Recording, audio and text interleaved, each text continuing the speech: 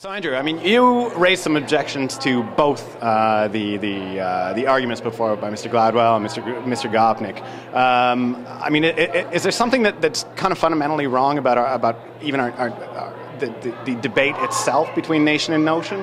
I think we oftentimes fall into cliches or self-serving notions that we all too often measure ourselves. For example, I don't think they did this, but we all too often measure ourselves against the American example as if we couldn't define ourselves except in opposition to them. To me, the principles and the ideals that will forge a commonality is you've got to say what you stand for and believe it and stand by it and not always be kind of hedging and trimming and cutting the difference as we all too often do in this country.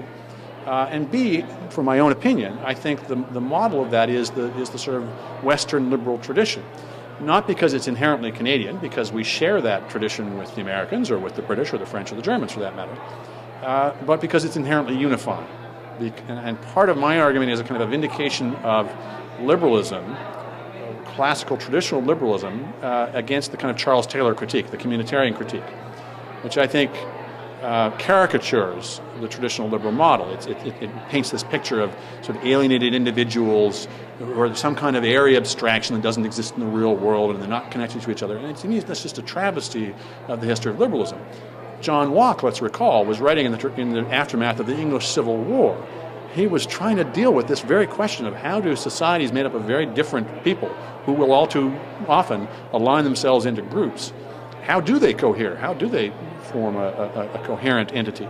And my argument is, and it's certainly not unique to me, is that the individual, far from that alienated atom of caricature, the individual is the point of intersection of all the different groups that each of us belongs to. The folly of identity politics is not the idea that we have group identities, French, English, male, female, whatever. It's the seizing upon one of them, singling it out and saying that's the only one that matters. The only thing that matters about me is that I'm French speaking. The only thing that matters about me is that I'm from the West. Whereas each of us is, as I say, the unique intersection of an infinite number of different groups that we belong to.